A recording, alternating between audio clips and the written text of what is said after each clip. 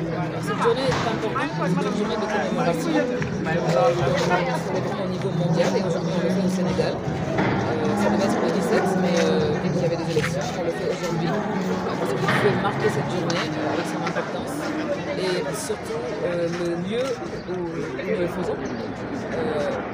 Avec des enfants qui sont invalides, avec des personnels qui s'occupent de ces enfants-là, qui les accompagnent pour que ces enfants puissent devenir demain des adultes qui sont inclus dans le paysage socio-économique du pays, avec l'Association nationale des personnes handicapées du Sénégal, la section femmes, démontre l'importance de cette journée.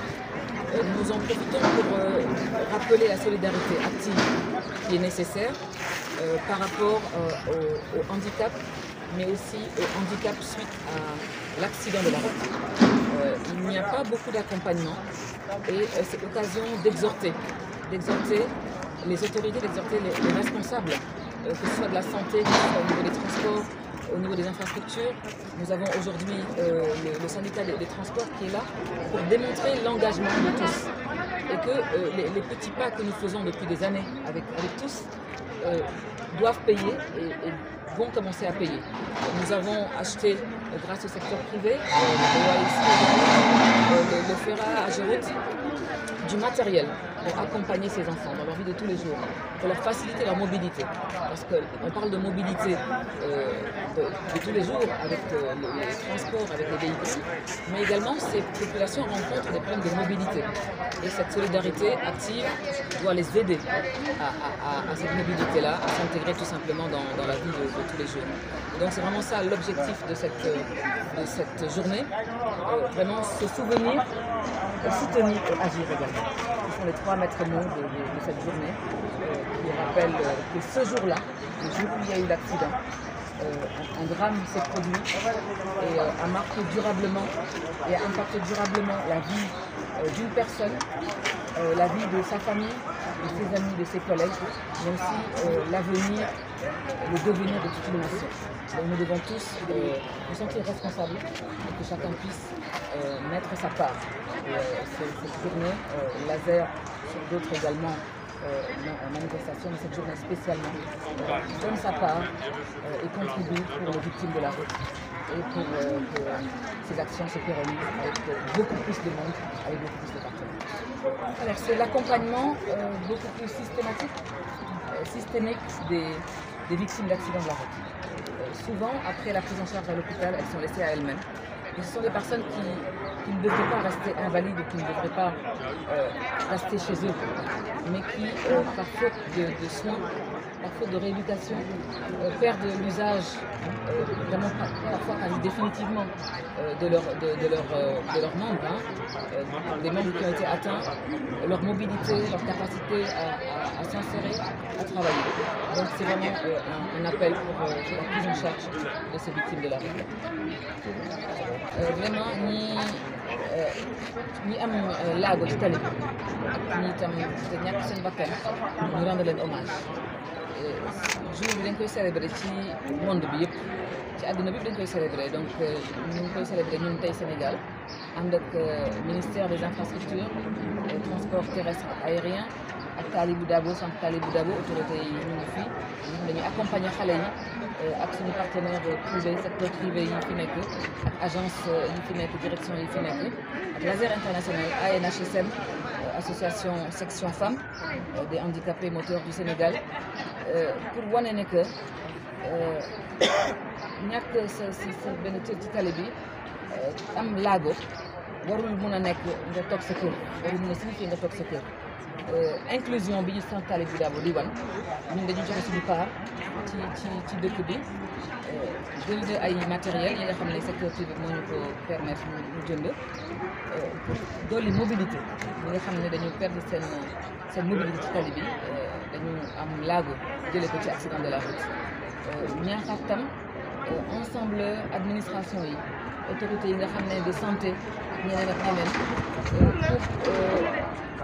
pour wan leen métit bi nga xam ne ñii am gaañu ci tali bi ñu ngi koy dund bés bu nekk ak accompagnement bi nga xam ne dañu ko war a dolli pour vraiment gën leen dooleel gën leen inclure ci tissu économique ak social yu réew mi parce que réew mi ñëpp ko bokk donc c'est pas nga war a nekk fauteuil roulant wala nga am ay béykat rek doo mën a am liggéey doo mën a am éducation suñu devoir la ku nekk fi nga nekk ku nekk ci sa pàcc nga jàpp ñun Laser International li ñu mën a def mooy vraiment def genre journée yi pour yeewaat ñëpp non seulement autorité yi toute la population ñu def ndànk ci tali bi daw ndànk tam ak ànd ceeg chauffeurs yi nga xam ne ñu ngi ñëw ne seen syndicat pour ñu wane que am nañ engagement ñu ñëpp ñoo engagé pour agir pour vraiment jàppale victime de la route yi mais aussi def attention ci tali.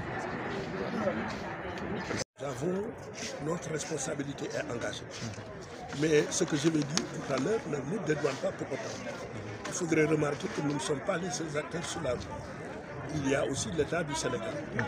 Je voudrais inviter les Sénégalais à regarder la route aujourd'hui.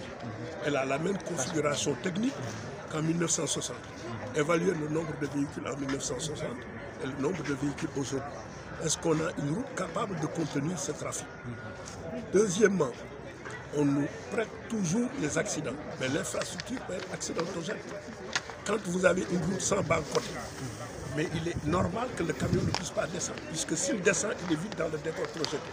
Donc on va lui imputer un choc, alors qu'en réalité, si un accidentologue avait fait l'étude, il aurait pu démontrer qu'il y a eu des éléments qui ont concouru à ce que le choc se fasse. Donc nous invitons l'État du Sénégal à aller vers une étude des infrastructures routières, ou de faire une étude sur l'accidentalité de certains itinéraires pour comprendre pourquoi il y a à chaque fois là-bas un choc. Aujourd'hui, est-ce que nous avons des routes sûres? Non, je vous dirais non. Sur l'accident de Koki, vous avez vu tout de suite que quand le véhicule est tombé sur l'arbre, il y a 8 morts. C'est la violence du choc. Est-ce que cet arbre-là avait sa place ici? Donc nous invitons l'État du Sénégal à comprendre qu'il faudrait que tous on s'inscrive dans une dynamique inclusive, collaborative et participative pour régler ce problème. Mais tant qu'il y aura un des acteurs qui ne voudra pas reconnaître ses torts, on tournera en rond. Et aujourd'hui, je leur concède ce qu'ils disent, que nous faisons le plus d'accidents. Mais les causes réelles, ils ne les servent pas parce que nous n'avons pas l'élément scientifique qui est un laboratoire d'accidentologie où il y a des accidentologues à chaque fois qu'il y a un accident qui se présentent sur place pour voir les éléments qui ont concouru à ce que l'accident se produise. Et si vous énumérez ça sur un an, vous avez les causes réelles et vous pouvez avoir les stratégies pour éradiquer les accidents. Mais c'est lui, on le dit depuis lors et ça ne marche pas. Allons vers la mise en place de laboratoire d'accidentologie. C'est pour la prise en charge des accidentés. On est très loin de ce qui doit se faire. Il faut doter de moyens suffisants aux sapeurs-pompiers. Et même de moyens aériens parfois. Des urgencistes pour la prise en charge de ces malades. Des accidentés de la route. Vous avez un accident, vous restez 1 heure sur la route, on ne vous prend pas en charge. Même si les sapeurs vous prennent, il n'y a pas un médecin. Il n'y a pas un médecin. Donc, c'est une réflexion globale pour une cause nationale sur laquelle nous devons tous nous y atteler. Le Sénégal nous appartient à nous tous.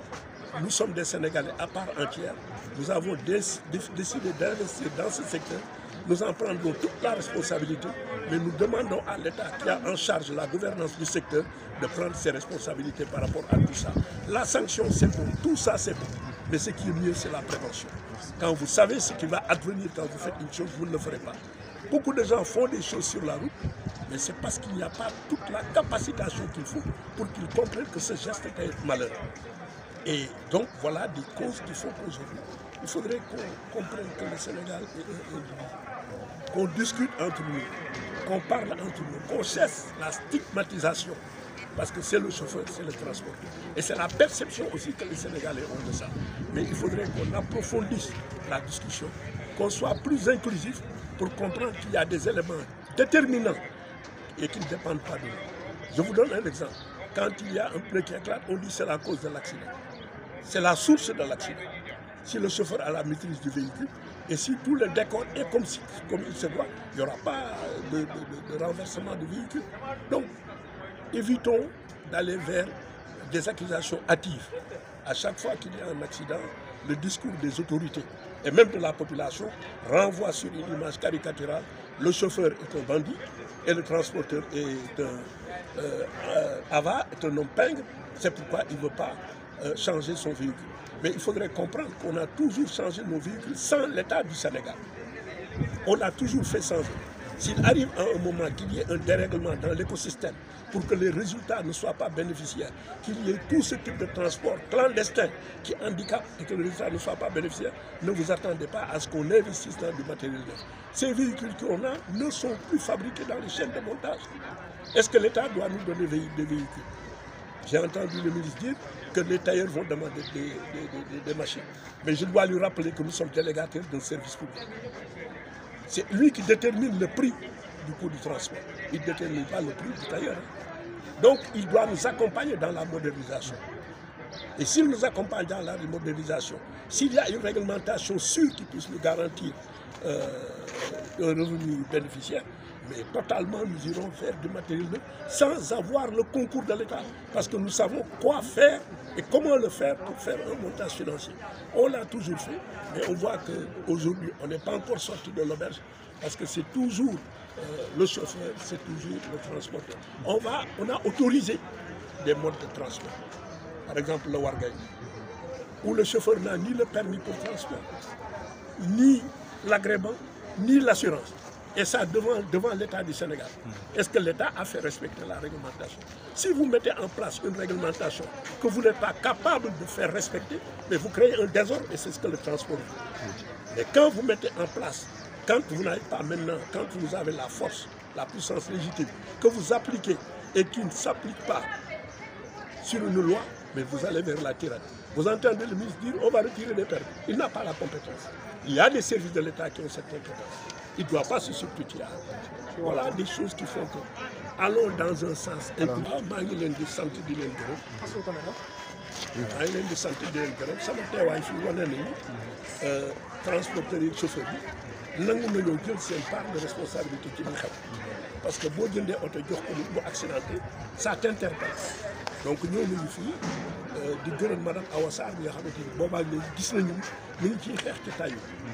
ñun nangu nañu suñu part de responsabilité waaye dañoo bëggoon ki ko seqal bu état du Sénégal moom it mu nangu xool ndax li ko war lépp def na tey boo xoolee tali 1960 ba suñu joon yàlla itam na mu toll woon na toll boobu oto 12 mètres 50 amul oto yi am tey ëpp fuuf lool tali bi su dee ak su ndax mën naa dajale oto yi yëpp te jëye du am ndax tali bi conforme na ak li nga xamante ni moom la tali war a doon pour accident mën a doxal ci tali bi nga xool da ngay gis sur 10 kilomètres oto du am baakote mu am au moins 20 centimètres yoo xam ni oto bi mën na ko wàcc bu taxaw ci dara kooku oto bu ci dajeeg nit du wàcc parce que bu wàccee xam na fa mu jëm léegi nañu waxtaan am des routes sûres choc bi amoon ca ministre bi ne oto bi dafa dal ci garab gi moo tax mu am moo juróom-ñetti nit est-ce que garab gi waroon naa nekk foofu mbirum sécurité routière du ay littérature wala philosophie science exacte la boo xam ne ñi ci war a bokk ñëpp dañ cee war a bokk